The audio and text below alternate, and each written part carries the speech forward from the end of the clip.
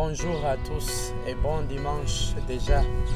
Je me présente devant vous pour partager avec vous ma méditation sur les 3 lectures que l'Église et notre Mère nous a préparées pour ce 17e dimanche du temps ordinaire. Le thème central s'intitule « La prière », la vraie prière. Dans la lecture de l'Évangile de ce jour, on nous présente Jésus qui prend un temps de prière, qui prend un moment de dialogue avec Dieu son Père. Et après quoi, l'un de ses disciples lui approche pour lui faire cette demande. « Maître, apprends-nous à prier. » Moi, en faisant une méditation, je me suis rendu compte que les disciples, en regardant Jésus prier, parce que dans la plupart de l'Évangile, on nous montre Jésus qui prend un temps de prière, qui prend des nuits et des nuits en train de prier.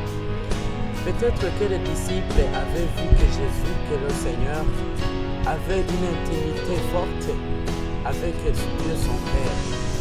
Peut-être que les disciples s'étaient rendus compte que la prière de Jésus n'est pas un simple mot qu'il s'adresse à son Père, mais une vie que Jésus vit avec son Père, mais une vie que Jésus mène avec Dieu son Père. C'est la raison pour laquelle les disciples demandent à Jésus de leur apprendre à prier.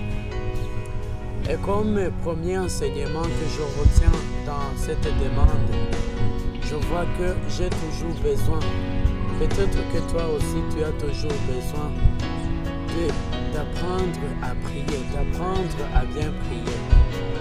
Parce que tu peux te dire que non, ça fait 20 ans, ça fait 30 ans que je prie, mais peut-être que tu pries mal.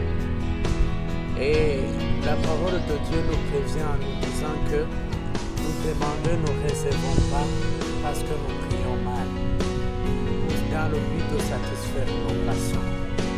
Mon frère, ma soeur, tu as toujours besoin d'apprendre à prier, d'apprendre à faire cette intimité, d'apprendre à faire cette relation de fraternité, cette relation filiale avec Dieu le Père. C'est la raison pour laquelle Jésus apprend à ses disciples la prière de notre Père. C'est une prière qui nous est apparemment familière, mais peut-être que nous ne nous rendons pas compte de la grandeur, nous ne nous rendons pas compte de la profondeur de la prière.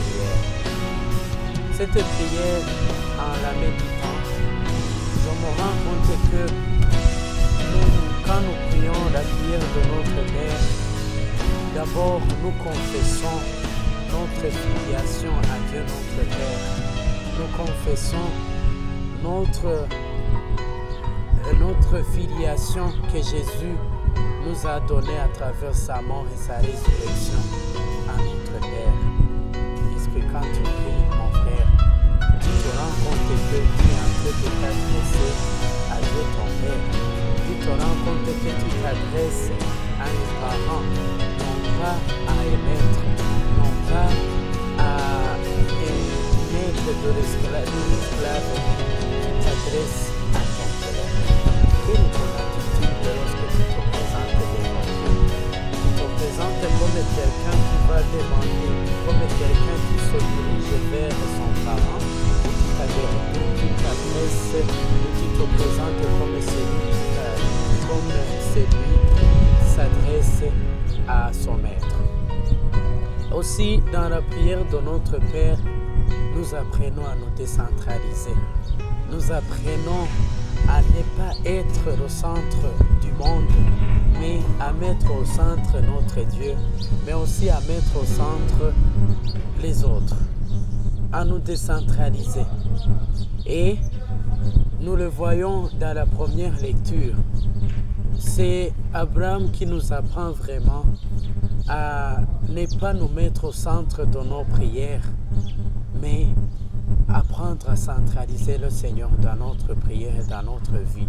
Là, quand il dit, Seigneur, quand il intercède pour les habitants de Ninive, et quand il intercède pour les habitants de Gomorrhe, je suis sûr et certain que Abraham n'avait pas eu quelques demandes que ce soit de la part des habitants de Gomorrhe ou de Sodome.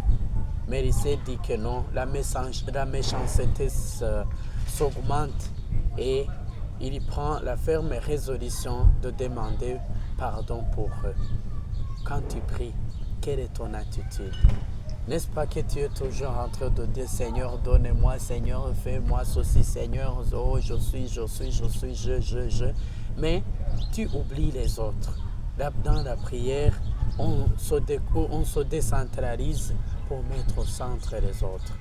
Donc, en bref, toutes ces trois lectures de demain nous donnent à nous décentraliser pour mettre au centre notre Dieu, pour nous rappeler des autres, pour nous rappeler que nous ne sommes pas les seuls dans ce monde, mais aussi pour augmenter notre amour envers notre Dieu et envers notre prochain. Soit